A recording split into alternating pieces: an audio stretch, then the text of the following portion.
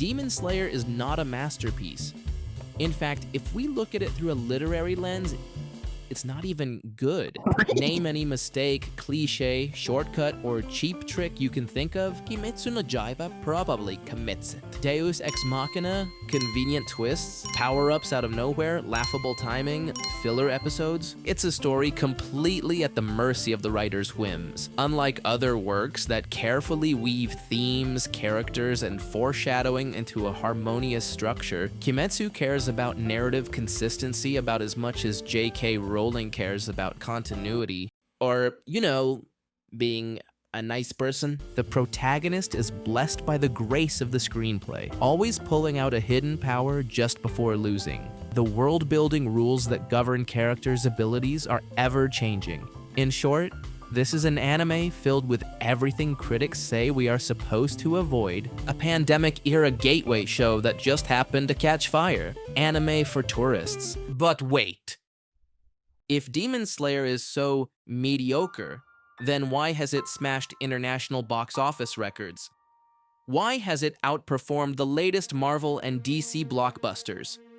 How has an anime with such sloppy storytelling shaken the global industry?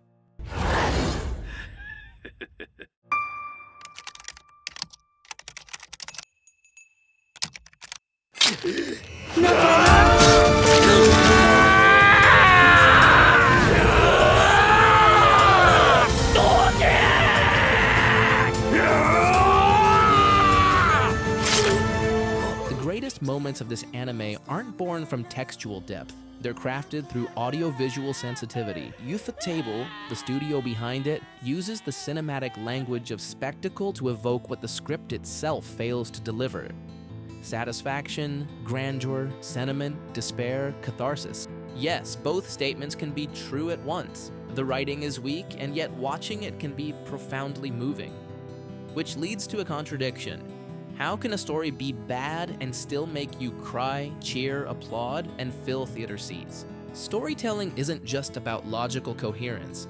It's also about timing, about a lot of microfilters and decisions that can alter the delivery of a story beat, about when information is revealed, how sensitive characters are to the world and events around them, how much their struggles weigh, how much their pasts matter. It's about consciousness.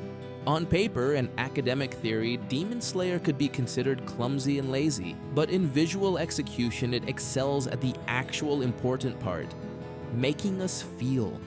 And even in the essential core of its writing, it lands the right punches. It masters its protagonists' journeys. It knows their weaknesses and strengths and wrings them dry each arc. It draws clear thematic rhymes between heroes and villains. It grounds every single character in tragedy with a thematic defining question. What do you do with your suffering? Do you turn it into hope or into destruction?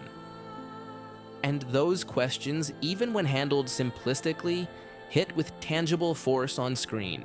That's why its fights don't feel empty. They're not just about blades and blood, they're about choices, grief, resilience.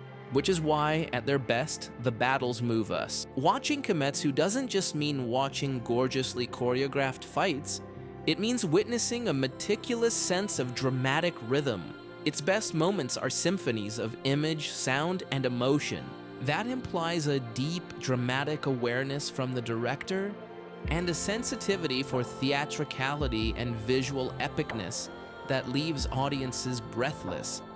The sequence of emotional hits, its chain of impact on story beats, or its famous cathartic blows, are calibrated with surgical precision to make you explode and most of the time, to make you cry. In other words, Kimetsu understands the art of momentum and climax. One of the defining things of Kimetsu is how his tone is distinct, especially compared to Western mainstream action cinema.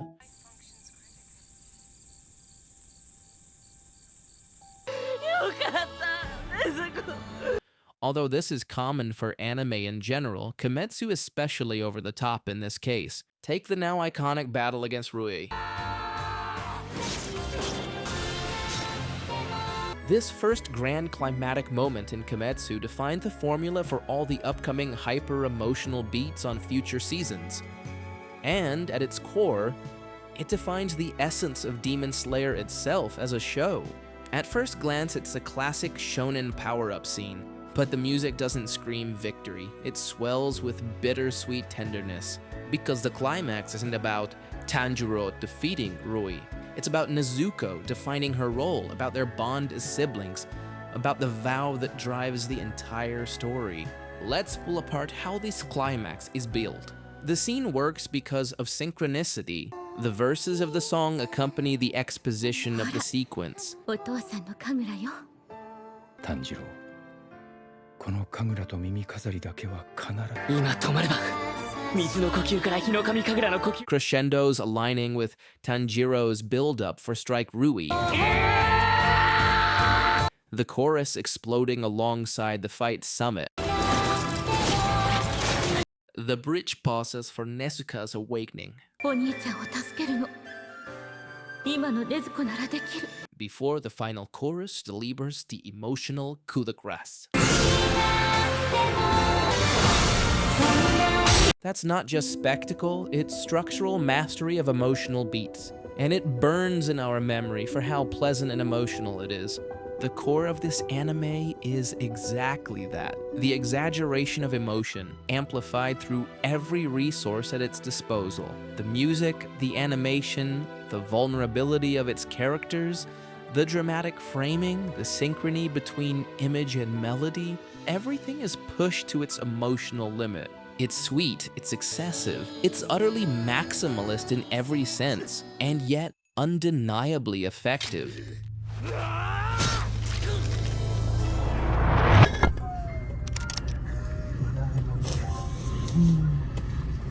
Welcome home. Think of the saddest Hollywood films you know. You don't cry at a single tragic reveal. You cry because of chains of impact, because one emotional blow follows another, each stacking until you break. The Green Mile, Toy Story 3, Luca, none rely on a single sad moment. They hammer you with 2, 3, 5 payoffs in sequence. Kimetsu does the same. It understands how to overwhelm you sensorially, layering beats with precision. That's why even in arcs that are terribly written, moments that are gratuitous, unsatisfying, even disappointing, Kimetsu can still move us. Because the sensory experience is so overwhelming, it bypasses logic and plot quality. And funny enough, this isn't so different from this. 姫島さん、お願いします。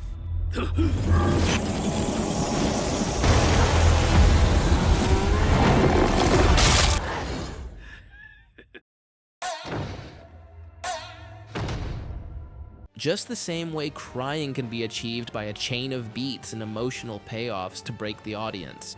The suspense works in the same way to make the audience feel extremely tense. A chain of beats and twists alongside the battle. Constant action and reaction to make the tables turn constantly.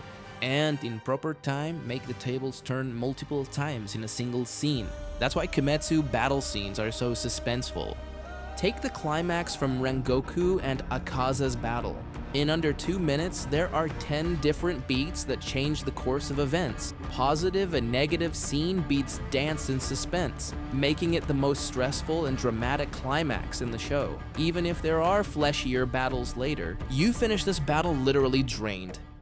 Demon Slayer succeeds and fails in countless ways, but the reason it fills theaters today, the reason it keeps breaking records, is because it delivers a kind of cinematic spectacle that's been missing in the West for years, even at Hollywood's best superhero mainstream events. It never came close to the level of quality that Kimetsu achieves. It's not empty spectacle, it's not 2 hours of noise and adrenaline like Fast and Furious.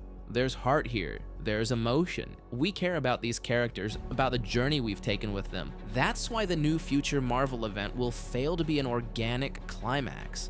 Because it wants to jump directly to the hype without build-up, without carefully crafted characters that we care, and end without a proper journey. Demon Slayer is an economic and cultural phenomenon because it's earned it.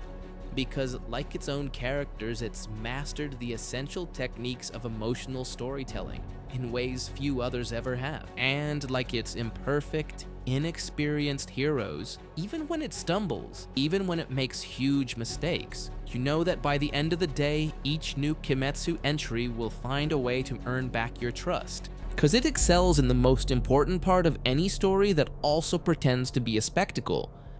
And that's keeping the audience satisfied.